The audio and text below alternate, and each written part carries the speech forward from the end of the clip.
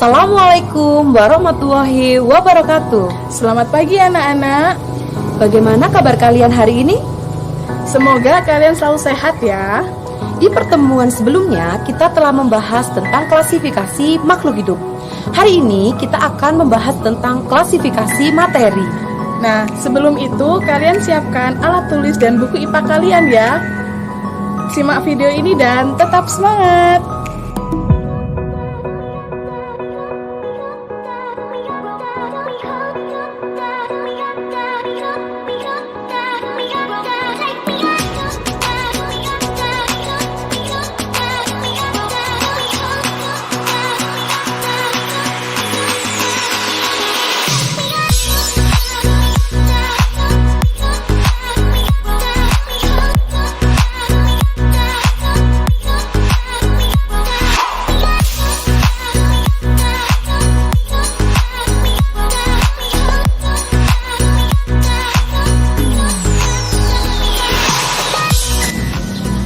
Kita mulai ya pembahasan kita tentang klasifikasi materi. Yang pertama harus kalian tahu adalah tentang pengertian materi. Apakah ada yang sudah membaca buku IPA? Tentunya sudah ya, tapi kan Bulia ulang. Materi adalah sesuatu yang mempunyai massa dan menempati sebuah ruang. Berdasarkan wujudnya secara fisika dikelompokkan menjadi zat padat, zat cair, dan zat gas.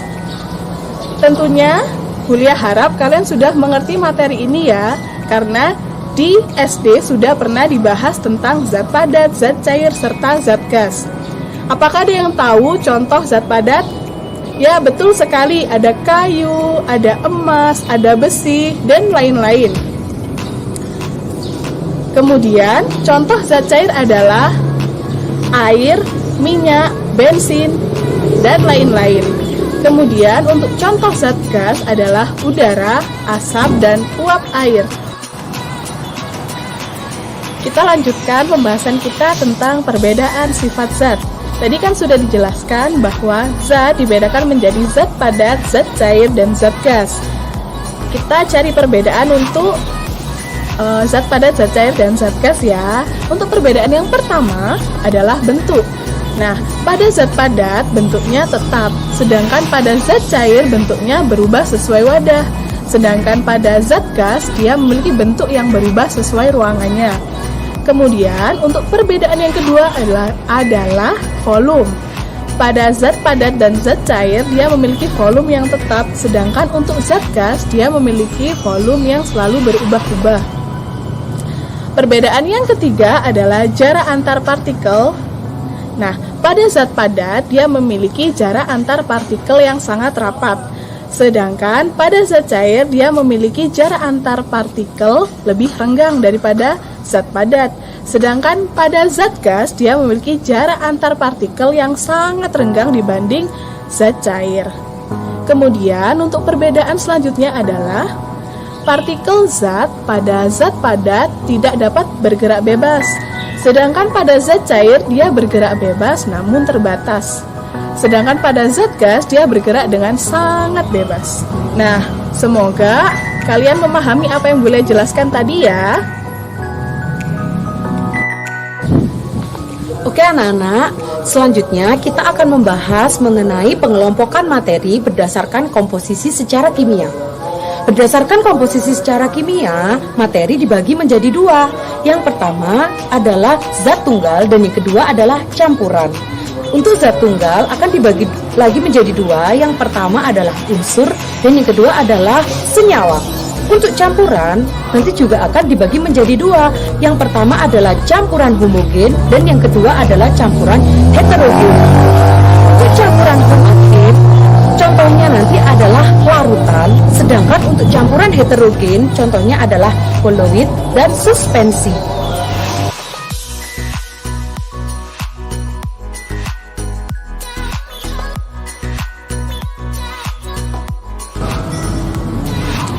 Ya anak-anak, tadi zat tunggal dibedakan menjadi dua kan, yaitu ada unsur dan ada senyawa. Sekarang kita akan membahas satu persatu. Mulai dari unsur. Unsur adalah merupakan zat tunggal yang tidak dapat diuraikan lagi menjadi zat yang lebih sederhana dengan proses kimia biasa. Bagian terkecil dari unsur adalah atom. Nah, di sini untuk unsur telah diberikan lambang-lambang oleh ahli kimia pada abad ke-9 hingga abad ke-20. Unsur akan dibagi menjadi dua. Yang pertama ada unsur logam dan yang kedua ada unsur non-logam. Untuk unsur logam contohnya ada besi, ada emas. Kemudian untuk unsur non-logam ada oksigen, ada hidrogen. Sebenarnya ada lagi namanya logam metaloid atau peralihan antara logam dan non-logam. Oke anak-anak, sebelum kita belajar mengenai penulisan lambang pada unsur, kita harus tahu dulu bagaimana perbedaan unsur logam dan non-logam. Tadi unsur logam kan sudah Ibu jelaskan, contohnya ada emas, ada aluminium. Sedangkan untuk non-logam ada oksigen, ada hidrogen. Nah sekarang untuk perbedaan unsur logam dan non-logam yaitu yang pertama untuk logam wujudnya padat pada suhu kamar, tapi ada pengecualian untuk raksa. Dan yang kedua dapat ditempa dan direnggangkan. Yang ketiga konduktor listrik dan panas. Sedangkan untuk non-logam ada yang berwujud padat, cair, dan gas. Yang kedua bersifat rapuh dan tidak dapat ditempa. Dan yang ketiga non-konduktor atau tidak bisa menghantarkan panas dan listrik kecuali grafit. Oke anak-anak, bisa dimengerti? Oke anak-anak, selanjutnya untuk mengenal tentang unsur dan lambang unsur, para ahli kimia telah memberikan lambang-lambang pada unsur-unsur yang ada di seluruh dunia ini. Untuk cara pemberian lambang menurut Berzelius, yang pertama yaitu setiap unsur dilambangkan satu huruf, yaitu huruf awal dari nama latinnya. Yang kedua, huruf awal ditulis dengan huruf kapital atau huruf besar. Yang ketiga, untuk unsur yang memiliki huruf awal yang sama, berikan satu huruf kecil di belakang dari nama unsur tersebut. Contoh, karbon. Nama latinnya carbon, sehingga huruf awalnya adalah C besar, sehingga lambang dari karbon adalah C besar. Yang kedua, ada kalsium. Untuk nama latinnya, tulisannya adalah calcium. Untuk lambangnya adalah Ca. Mengapa Ca? Karena lambang C telah dimiliki oleh unsur karbon. Seperti itu ya anak-anak, bisa dimengerti? Kita lanjutkan ya pembahasan kita tentang senyawa. Suatu senyawa masih bisa diuraikan menjadi unsur-unsurnya. Jadi, senyawa merupakan zat tunggal yang dapat diuraikan menjadi dua atau lebih zat yang lebih sederhana dengan proses kimia biasa. Contoh senyawa adalah air. Dia memiliki lambang H2O. Dia dapat diuraikan menjadi unsur hidrogen dan oksigen.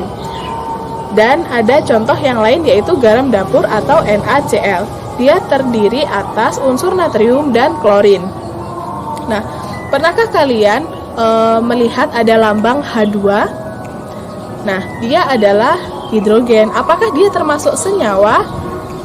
Bukan ya, dia bukan termasuk senyawa karena dia adalah molekul yang terdiri dari dua atom hidrogen. Seperti itu ya, bisa dipahami perbedaan antara senyawa dengan unsur ya.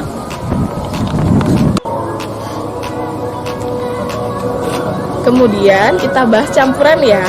Campuran adalah suatu materi yang terdiri dari dua zat atau lebih yang masih punya sifat zat aslinya.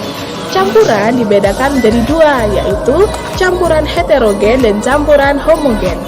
Campuran heterogen terjadi karena zat tidak bercampur secara sempurna, sehingga dapat dikenali zat penyusunnya. Contohnya minyak dengan air.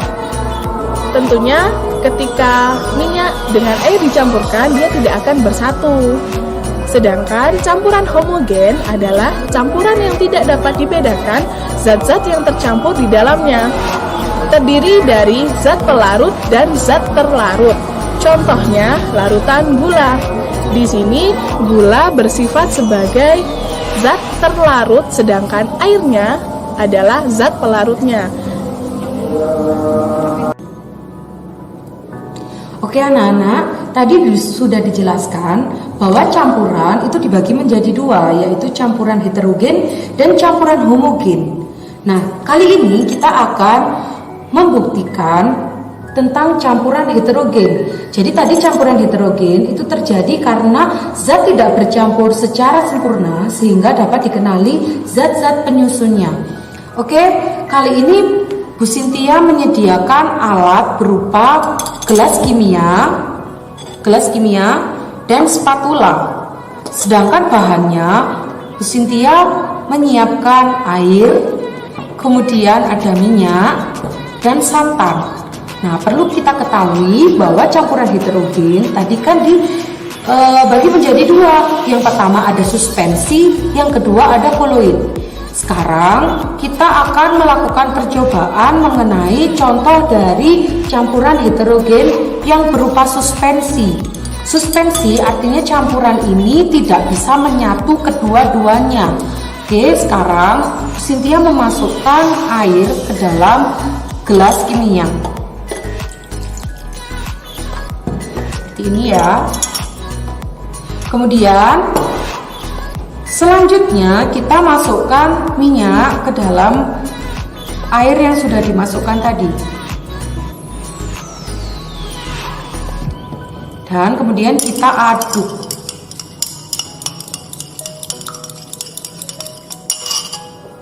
Nah, kita tunggu sebentar.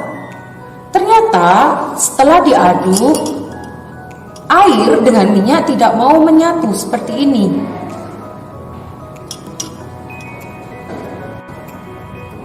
Di bawah ada lapisan air, kemudian di atasnya ada lapisan minyak, sehingga minyak dan air ini tidak bisa menyatu.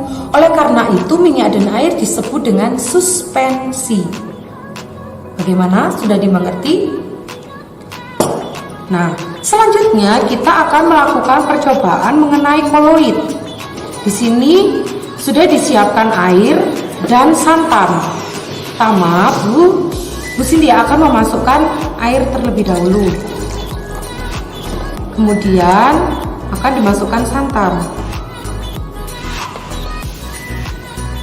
Selanjutnya akan kita aduk seperti ini. Nah, setelah diaduk seperti ini, coba kalian perhatikan, apakah santan ini bercampur dengan air? Ya, tentu saja terlihat seperti bercampur ketika kita lihat dengan kasat mata. Namun, nanti ketika kita melihatnya secara mikroskopis, di sini partikel-partikel santan tidak akan terlihat bercampur dengan air, sehingga koloid itu bisa diartikan juga bahwa kelihatannya bercampur seperti larutan, namun partikel-partikel yang ada di dalamnya terpisah seperti suspensi, sehingga dinamakan dengan koloid. Bagaimana? Sudah dimengerti atau belum? Oke, selanjutnya nanti akan kita lakukan percobaan mengenai campuran homogen dan sifat-sifat dari campuran homogen yang berupa larutan. Oke anak-anak, tadi kita sudah belajar mengenai campuran heterogen yang terdiri dari suspensi dan koloid. Sekarang kita akan belajar mengenai campuran homogen. Nah, untuk mengetahui campuran homogen lebih jelas lagi, kita akan melakukan percobaan sederhana. Yang pertama yang perlu kalian siapkan yaitu adalah gelas kimia atau gelas beker. Kemudian ada spatula atau pengaduk, seperti ini bentuknya. Nah, bahan yang perlu kita siapkan yang pertama ada air. Ini air biasa ya, bisa aquades, bisa air keran. Kalau ini air keran biasa. Kemudian di sini sudah disiapkan gula pasir ya yang kita gunakan. Nah, langkah pertama yang perlu kita lakukan yaitu masukkan air ke dalam gelas kimia. Nah, seperti ini. Setelah itu kita masukkan gula ke dalam gelas kimia yang sudah terisi air. Nah, sebelumnya kalian perhatikan terlebih dahulu, di dalam gelas ini isinya adalah air dan gula. Ini kan belum kita aduk. Nah, setelah ini mari kita aduk bersama-sama.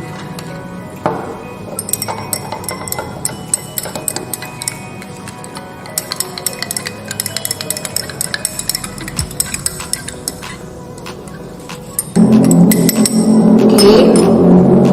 Nah, sekarang perhatikan, setelah diaduk seperti ini, apa yang bisa kalian lihat di sini?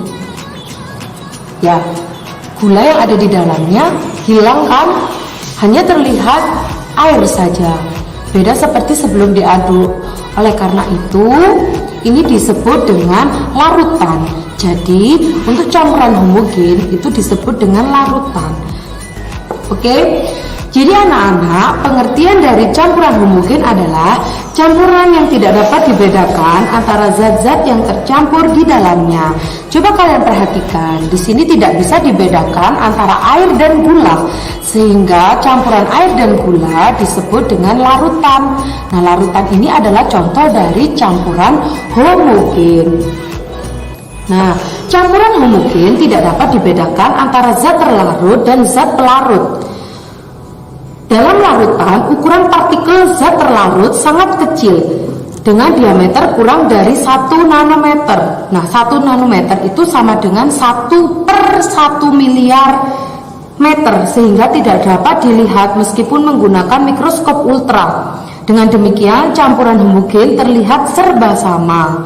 Nah, ya kan anak-anak? Sekarang, apa sih yang disebut dengan pelarut dan apa yang disebut dengan zat terlarut? Untuk pelarut biasanya itu menggunakan air. Untuk zat terlarut biasanya menggunakan gula, garam, dan sebagainya.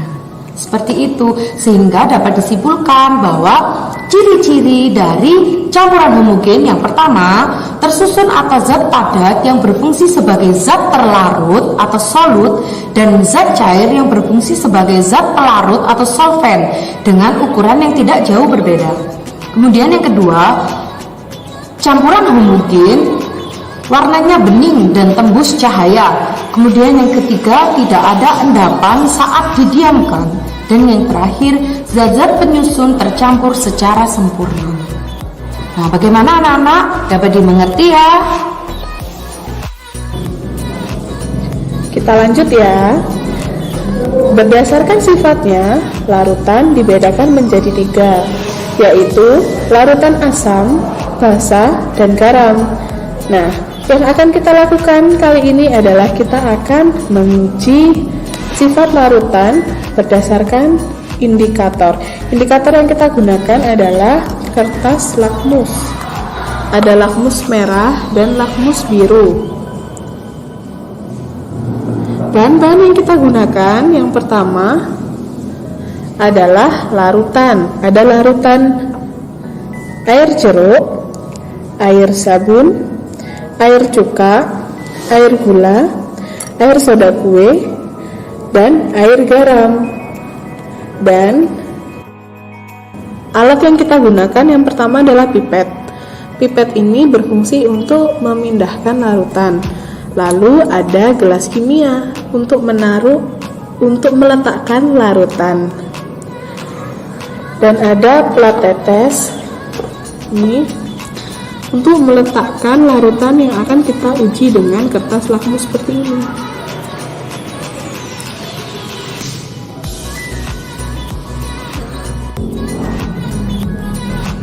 Jadi langkah pertama yang kita lakukan adalah meneteskan setiap bahan ke dalam plat tetes. Kita mulai dari yang sebelah sini ya. Kita teteskan pada plat tetes. Nah, baris yang pertama ini kita isi dengan setiap larutan nanti yang akan diuji dengan lakmus merah. Sedangkan larutan nanti diletakkan pada semua baris kedua ini diuji dengan lakmus biru.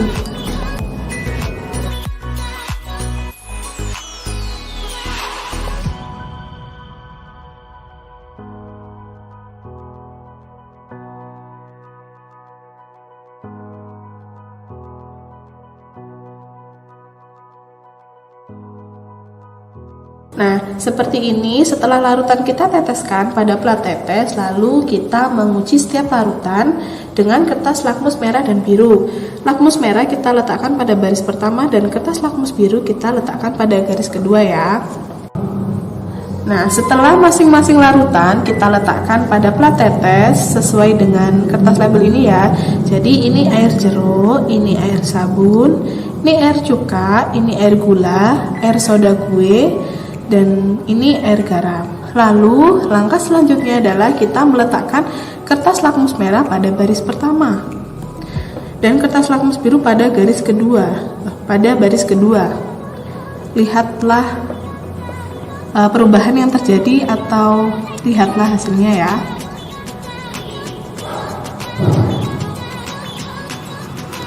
Nah, ternyata dalam air jeruk yang kita amati, dia lakmus merahnya tetap menjadi merah dan lakmus birunya berubah menjadi warna merah. Oleh karena itu, dia bersifat asam karena salah satu sifatnya adalah memerahkan lakmus biru. Untuk yang kedua adalah air sabun. Kita lihat ya. Nah, dia ternyata kertas lakmus merahnya berubah menjadi warna biru.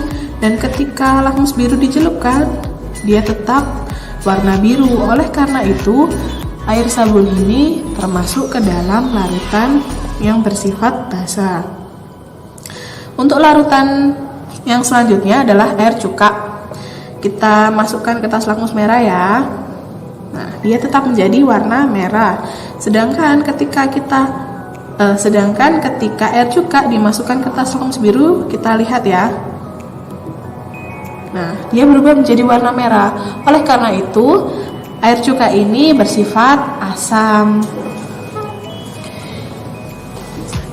Oke, selanjutnya untuk air gula atau larutan gula, yang pertama kita masukkan lakmus warna merah. Lihat, untuk lakmus warna merah tetap berwarna merah. Kemudian untuk lakmus warna biru, nah, untuk lakmus warna biru tetap berwarna biru. Jadi air gula ketika lakmus merah dimasukkan ke dalam larutannya tetap berwarna merah. Sedangkan untuk lakmus biru ketika dimasukkan ke dalam larutannya juga tetap berwarna biru. Sehingga air gula dikatakan bersifat netral. Seperti itu. Oke, selanjutnya kita ke soda kue ya. Coba kita perhatikan. Untuk lakmus merah kita masukkan ke dalam air soda kue. Perhatikan apakah dia berubah warna atau tidak. Nah, sangat jelas terlihat ya kalau lakmus merah berubah warna menjadi warna biru. Kemudian untuk lakmus warna biru kita masukkan ke dalam air soda kue. Nah, ternyata tetap berwarna biru. Nah, sehingga air soda kue ini bersifat basa. Yang terakhir ada larutan air garam. Perhatikan, lakmus merah akan saya masukkan ke dalam air garam. Nah, lakmus merahnya apakah berubah warna? Tidak ya, tetap berwarna merah. Kemudian lakmus biru akan dimasukkan ke dalam air garam. Ternyata lakmus biru juga tetap berwarna biru sehingga air garam ini sifatnya adalah netral. Bagaimana anak-anak? Kalian sudah memahami? Oke, selanjutnya akan dijelaskan ciri-ciri larutan yang sifatnya asam, basa, dan netral. Nah, dari keenam larutan yang kita uji, ada yang bersifat asam, basa, dan ada yang netral. Nah, yang bersifat asam adalah contohnya di sini air jeruk. Air jeruk dan air cuka ini bersifat asam. Nah, salah satu ciri asam adalah berasa masam. Kemudian ciri yang kedua, dia bersifat korosif atau dia bisa mengakibatkan kerusakan pada benda lain seperti karat pada logam atau luka pada kulit, mata, dan saluran pernafasan. Sifat yang ketiga, ketika suatu larutan yang bersifat asam diuji menggunakan kertas lakmus biru, maka kertas lakmus biru akan berubah menjadi warna merah, sehingga dia sifatnya memerahkan kertas lakmus biru. Nah, itu adalah ciri asam. Kemudian yang selanjutnya adalah ciri dari larutan yang bersifat basa. Di sini contohnya adalah air sabun dan air soda kue. Nah, salah satu ciri basa adalah berasa pahit. Nah, tapi dalam hal ini tidak boleh kalian cicipi dirasa ya, karena sangat berbahaya. Cara untuk mengetahui sifat basa tetap menggunakan indikator. Kemudian ciri yang kedua bersifat alkalis atau licin. Misalnya kalian sedang mandi menggunakan sabun mandi ya. Nah, ketika kalian menggosokkan sabun di tangan atau di tubuh kalian, itu akan berasa licin. Kemudian ciri yang ketiga, ketika suatu larutan bersifat basah, ketika dia dicelupkan lakmus merah, maka dia membuat warna kertas lakmus merah menjadi biru. Kemudian yang ketiga adalah sifat netral. Dia tidak merubah kertas lakmus yang merah tetap menjadi merah, dan yang kertas lakmus biru ketika dicelupkan ke dalam larutan dia tetap berwarna biru, atau dia tidak merubah warna dari kertas lakmus. Demikianlah pembelajaran kita hari ini tentang klasifikasi materi. Semoga kalian paham ya. Sampai jumpa di pertemuan kita selanjutnya. Assalamualaikum warahmatullahi wabarakatuh. Dadah.